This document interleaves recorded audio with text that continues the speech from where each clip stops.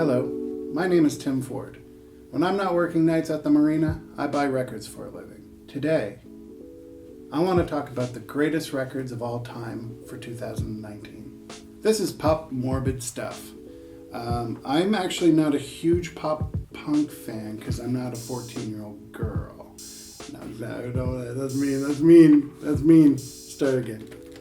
I actually don't like a lot of pop punk because I'm an adult, but this is an unbelievable record. The songwriting is super intelligent. This is the third album of this Toronto band, and I believe it's kind of maybe their best. I don't really believe that. I like the last one really a lot, but it's really good, and it's one of the best of the year. This young lady is named... I got it! This young lady is named Nilüfer Yanya, maybe. But she put out, I'm going to say, the best British record of the year. She comes off kind of like a pop star, but she is way too weird to be a pop star. Kind of sounds like a kind of dirtier St. Vincent? Yeah, I'm going to say that.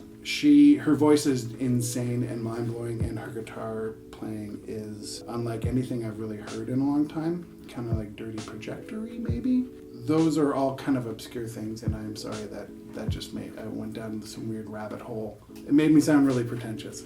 I apologize. This album is from Aldous Harding. She's a gal from New Zealand, and she is a Kookaburra Bananas.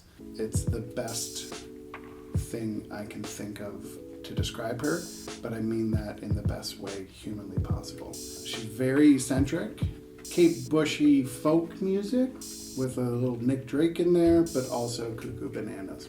Unbelievable though. The next two albums are from a band called Big Thief, and they put out 2 records this year, both front to back exceptional, which is kind of unheard of because if a band puts out 2 albums a year, it's mostly shite the second time. But somehow they made 2 albums of unbelievable songs in a span of a year.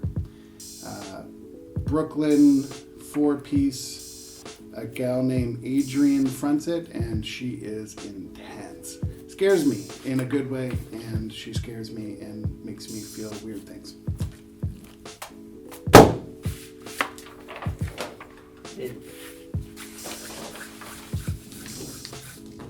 Next up is the new album from Weyes Blood. She's a gal from a place in America, and she sounds like Kate Bush, and I'm obsessed with Kate Bush, and anyone who sounds like Kate Bush is the best. And she takes that and puts her own little spin on it, and she is perfect.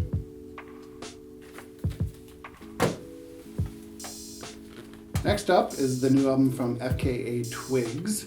She's a London-based, I'll say it's R&B, but it's not really. Again, she kind of takes the Kate Bush approach and puts this weird spin on it, but it's very current, but it's orchestral and odd and disturbing.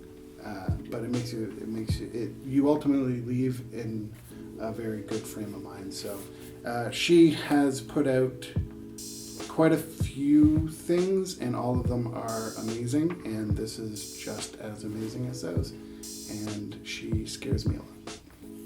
In a sexy way though. Can we say sexy?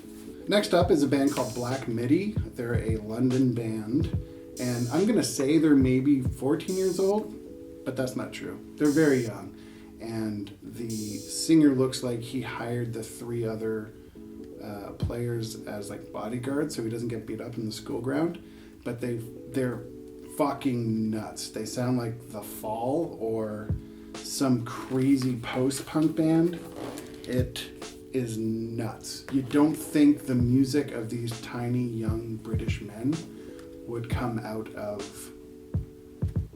this way. It's unbelievable. Super loud, really annoying, but sometimes you want to be annoyed. Next up is a guy named Orville Peck. I don't know anything about him, and I have never seen his face, and that's kind of what he wants. He sounds like Chris Isaac. Next up, I have a band called the Snotty Nose Red Kids. The Snotty Nose Rez Kids. They're a hip-hop band from BC, indigenous, and somehow they talk about really, really deep, heavy things in just like badass hip hop. You know, you can kind of compare it to maybe a later Outcast, but not at all. They really found their own voice with this, and they are like badass dudes. There doesn't seem to be a lot of good hip hop coming out of Canada at the present moment. If it is, it's pretty horrible. Really good stuff. I don't know what I'm talking about again. I lost it. I lost the fucking plot. There's not a lot of hip hop coming out these days from Canada, so I very much recommend these guys, and I would say this is my favorite album of the year.